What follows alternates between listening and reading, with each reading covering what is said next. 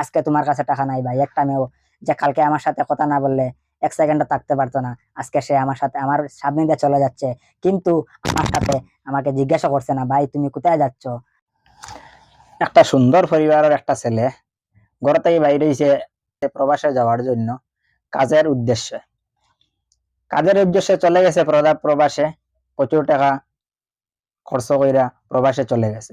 যাওয়ার পরে 2-3 মাস হবে কাজ করছে। কাজ করার পরে ছেলেটা অ্যাক্সিডেন্ট করে মারা গেছে। ছেলেটা মারা যাওয়ার পরে অন্য উনার যে ফ্রেন্ড বন্ধুরা উনার সাথে থাকতো, ওরা খবর পেয়ে অতি সত্বর জায়গাতে পৌঁছে উনার ঘরে ফোন দিয়া বলছে তোমার ছেলে প্রবাসে কাজ করতে আসছিল, সে এখন কোন একটা অ্যাক্সিডেন্টে মারা গেছে, এখন ঘরে পাঠামু কেমন কইরা। তো প্রথমে কল দিচ্ছে ওর সবের বড় ভাই, যে বড় ভাইয়ের কাছে কল দিয়ে বলছে ভাই তোমার ছোট ভাই অমুক নাম কোন একটা অ্যাক্সিডেন্ট করে মারা গেছে, স্পট ডেড হয়ে গেছে, উনাকে আমরা কিরকম ঘরে পাঠাইমু, প্রচুর টাকার প্রয়োজন, কি করবো বলো। তো যে প্রবাসে আসছিল কাজ করতে, উনার বড় ভাই বলল ভাই ও তো যাওয়ার 3 মাস হয়েছে, আর যে টাকা খরচ করে গেছে ওই টাকাও এখনো এরকম টাকাও তো দেয় না, বেশি বেশি 2-3 মাস কাজ করছে এরকম তো টাকাও দেয় না, আমরা কেমন কইরা পাঠামু টাকা, কোথায় থেকে পাঠামু। আর এরকম তো প্রচুর প্রবাসে লোক মারা যায়, প্রবাসেই দাফন করা হয়ে যায়, তাই বলে উনি ফোন কেটে দিচ্ছেন। তারপরে আমরা ভাবলাম উনার ছোট ভাই আরেকজন আছে, উনাকে ফোন দিলাম, ফোন দিয়ে বললাম ভাই তোমার এরকম এরকম একজন ভাই মারা গেছে, তোমার ভাই স্পট ডেড হয়ে গেছে কোন একটা অ্যাক্সিডেন্টে, তো তোমার ভাইয়ের লাশটা আমরা কিভাবে পৌঁছাতে পারি তোমাদের ঘরে। উনি ছোট ভাই যে লাশের যে প্রবাসে কাজ করতে আসছিলেন, উনার বড় ভাই উনার ছোট ভাই বললেন ভাই আমি কি করবো, উনি তো যাওয়ার 3 মাস হয়েছে, এরকম টাকাও তো পাঠায় নাই, যে টাকা খরচ করে গেছে ওই টাকাটাও তো কোনো পাঠাইতে পারে নাই, তো আমরা কি করবো। ও এইটা বলে ছোট ভাই ফোন কেটে দিচ্ছে। তারপরে ফোন করছি আমরা সবাই মিলে আবার ওনার বউয়ের কাছে, ওনার একজন বিবাহিত বউ আছিল, ওনার বউর কাছে ফোন দেওয়া হচ্ছে। বউয়ের কাছে ফোন দেওয়ার পরে বলা হয়েছে তোমার স্বামী এখানে মারা গেছে অ্যাক্সিডেন্ট করে, তো ঘরে পাঠানোর ব্যবস্থা, প্রচুর টাকা লাগবে, ঘরের থেকে টাকা পাঠিয়ে দাও। তাই বলে উনার স্ত্রী বললেন উনি যাওয়ার তো হয়ে গেছে 2-3 মাস, এরকম তো কোনো টাকাও পাঠানি হয় নাই, যে উনি যে যাওয়ার সময় যে টাকাটা খরচ করে যাওয়া হয়েছিল, যে টাকাটা দিয়ে যাওয়া হয়েছিল ওই টাকাটাও তো কোনো পাঠাইতে পারেন নাই, আমরা কোথায় থেকে টাকা দিমু ওনার লাশটা বাড়িতে পৌঁছানোর জন্য। তো এরকম তো প্রবাসে প্রচুর লোক মারা যায়, প্রবাসে দাফন করা হয়ে যায়, তো এরকমই আপনারা কোনো একটা ব্যবস্থা করে দিন। তাই বলে উনার ফোনটাও কেটে দিলেন। তারপরে আমরা ভাবলাম উনার মার কাছে ফোন দিয়ে, যে ছেলেটা মারা গেছে ছেলের বউকে বললাম ছেলের মাকে ফোন দাও।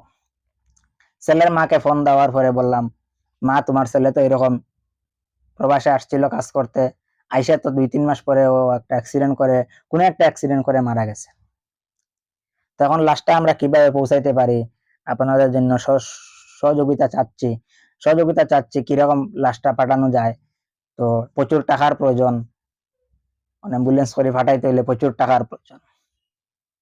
তো উনার মা বললেন বাবা আমার ছেলেকে তুমি অতি সত্বর যে কোনো ভাবে বাড়িতে পৌঁছানোর ব্যবস্থা করো, যত টাকা লাগবে, আমার যে সম্পত্তি আছিল বাবার দেওয়া বা আমার স্বামীর দেওয়া সম্পত্তি আছিল সবকিছু আমি বিক্রি করে টাকা পাঠানোর ব্যবস্থা করতেছি, আপনারা অতি সত্বর আমার ছেলেকে বাড়িতে পাঠানোর ব্যবস্থা করেন। তো আমার মেইন কথার উদ্দেশ্য হইলো আপনাদেরকে কেন আমি এসব বলছি, মেইন কথার উদ্দেশ্য হইলো আপনারা যে বুঝার সে বুঝে গেছে, আর যে বুঝার না তাকে আমি বুঝিয়ে দিচ্ছি। মেইন কথার উদ্দেশ্য হইলো ভাই এই দুনিয়ায় আপন কেউ কারো নাই, তাই সবাই টাকার পিছনে, টাকা থাকলে সবাই ভাই আপন, আর যদি টাকা না থাকে ভাই কেউ আপন নাই এই দুনিয়ায়, নিজের বউ আপন নাই, নিজের ভাই আপন নাই, নিজের কোনো লোক আপন নাই। তো আমার কথার উদ্দেশ্য হইলে এটা, যে দুনিয়ায় কেউ কারো নয়, একমাত্র আপন হইলে একজনই আছেন, তিনি কে? মা। মা আর বাবা দুজন ছাড়া এই দুনিয়ায় আপন কেউ কারো নয়। কোনো এক সময় বাবাও আপন হতে নাও পারেন, কিন্তু মা কখনো, ছেলে হোক মেয়ে হোক, কখনো আপন হলে একজনই আছেন, তিনি কে? মা।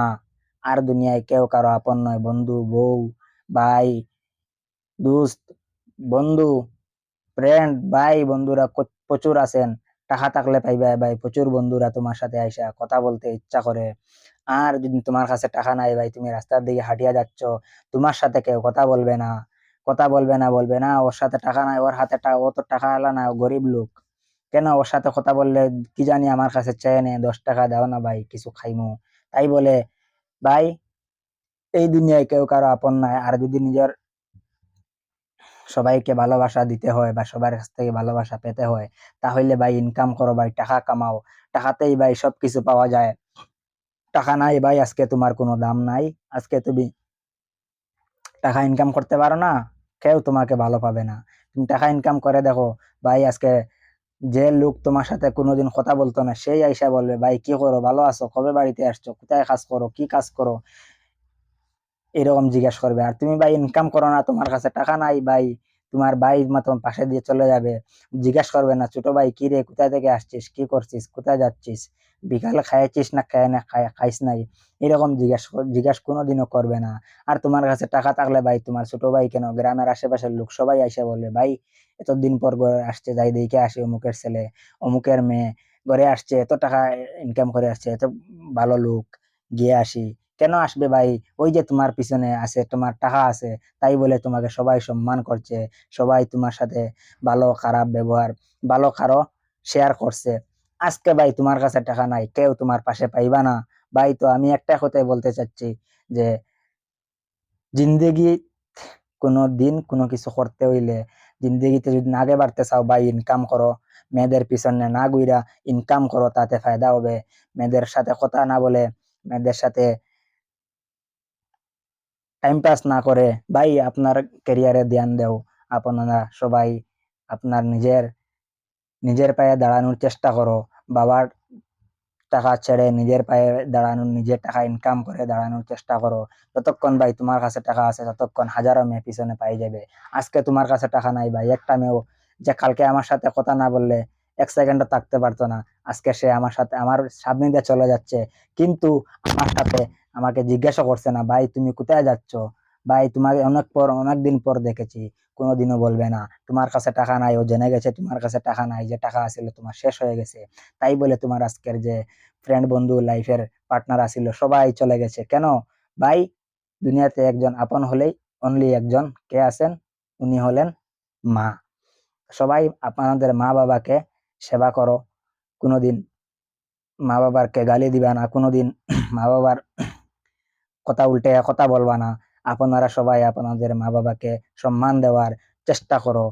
আপনাদের মা বাবাকে যদি মরার আগ পর্যন্ত যদি সম্মান করে যাও, তাও ভাই পারবে না মার এক ফুটা দুধের দাম দিতে। তাই বলে ভিডিওটা আমি বেশি লম্বা না করে আমি করবো না। তো আপনারা ভিডিওটা বেশি বেশি করে শেয়ার করবাই, এবং চ্যানেলটা যদি নতুন এসে থাকেন, সাবস্ক্রাইব করে চ্যানেলটি ফলো করে রাখবা। তো আমার এটাই অনুরোধ রইল সবার কাছে। আর বেশি বেশি করে শেয়ার করে অন্যদেরকে দেখার সুযোগ করে দিবা। বা এই দুনিয়ায় কেউ কারো আপন নয়, আপন থাকলে উনিকে একজনই আছেন, উনিকে হলেন মা। ভাই বুঝে গেছেন হবে। তো আমি ভিডিওটা এখানে শেষ করে দিচ্ছি।